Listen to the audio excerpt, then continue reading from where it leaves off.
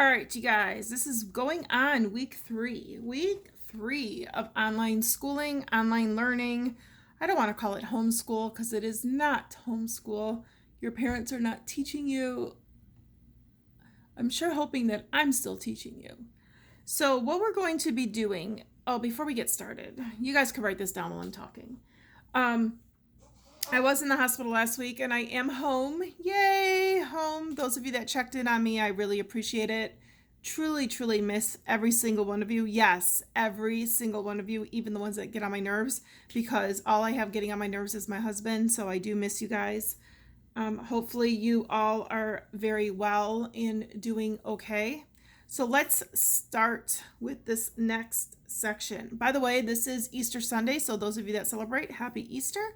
Those of you who don't, enjoy your Sunday. So what I want to do is talk about multiplying radicals using the distributive property. So it says multiplying radicals using distribution. So I did put on for a optional review on to do distributive property. So what we do is we take this outside number and we multiply it to everything on the inside. So 3 times x is 3x. 3 times positive 4 is 12. And then that's where we stop. We don't do any more because this has an x, this does not.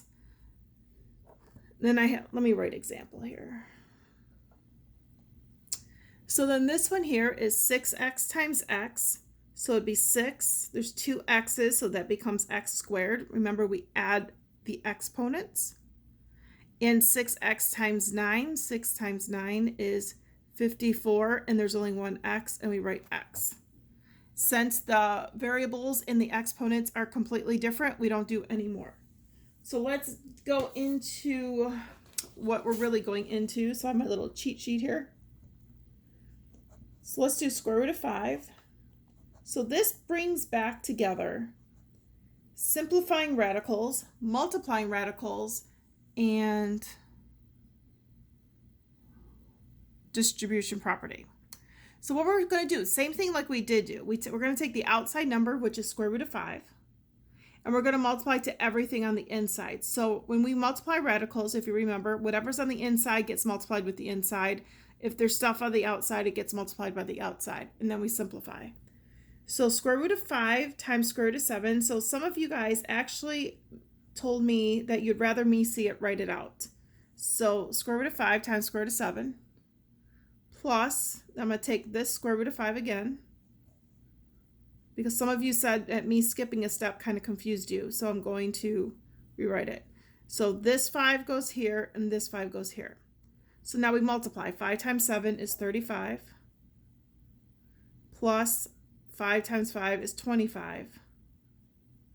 35, the only factors are 1 and 35 and 5 and 7, and none of those, I should say, are perfect squares.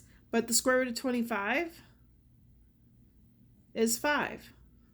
They are not like radicals. We do not add them together. It's funny because I did have students say, Miss, when you ask a question, I answer it, which I'm glad because it makes you guys think. What you don't want to do is go off to college and your brain is mush because you've done nothing for the last quarter. So I want to make sure you guys are still learning something and getting your money's worth, really. I mean, you guys, we have like a month left and that's it. All right, so now let's do square root of 3 times square root of 6 plus square root of 12. So I'm going to take the square root of 3 times square root of 6. Again, people have asked me to write it out.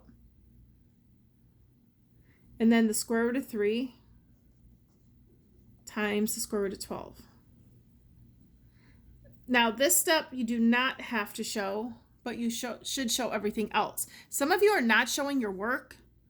I am not giving you full credit if you're not showing work. If I cannot see that you're doing the math and it looks like you're just getting answers, that's not going to fly. Make sure you guys take a picture of your work and the answers. That's fine.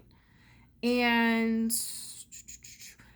you guys do not need to send me pictures of your notes. Do not need to send me pictures of your notes. Give me pictures of your worksheets. So 3 times 6 is 18 plus 3 times 12 is 36. And we keep them in the square roots. 18 can be broken down with the square root of 9 times 2. And 36 is 6 times 6, so we're just going to take out the 6. 9, square root of 9 is 3, root 2, plus 6, and we're done. Remember, if you guys have questions, feel free to come and Zoom during office hours. I am moving the morning office hours from 8 to 9 a.m. because no one comes on at 7 to 8. So I'm hoping somebody's up at least by 8 o'clock in the morning. And 2 to 3 and 7 to 8 at night. There is a waiting room, so make sure you guys understand that when you sign on, you may not see me right away. I normally do not have the video on. I just do it where I can sit there and show you guys what to do, how to do it, and everything else. All right, so I just want to make sure you guys understand that. All right, so this one is getting a little more advanced because we have numbers in front. So we do the same thing. We're going to do 3 times 4, root 3. And then we're going to do minus 3 times 3, right here, 3 times 3, root 3 times 5. 3 times 4 is 12, root 3, minus 3 times 3 is 9, and 3 times 5 is 15. Since these cannot be broken down, we are in simplest form.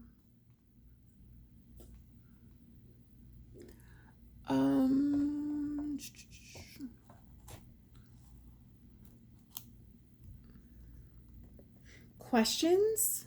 Again, Zoom me during my office hours.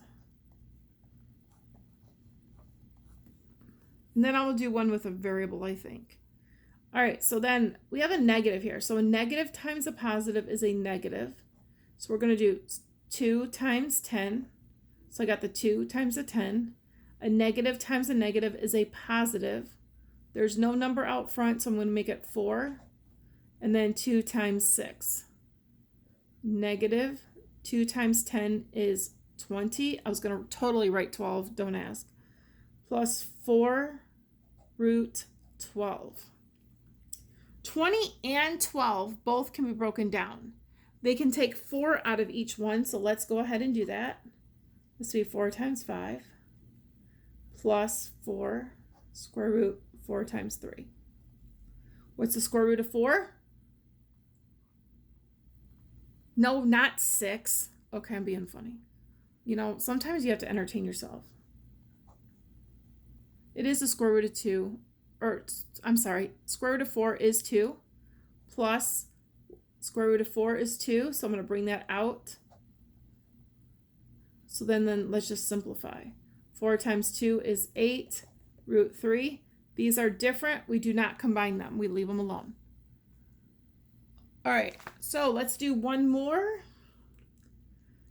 Let's do square root of 2x times square root of 3x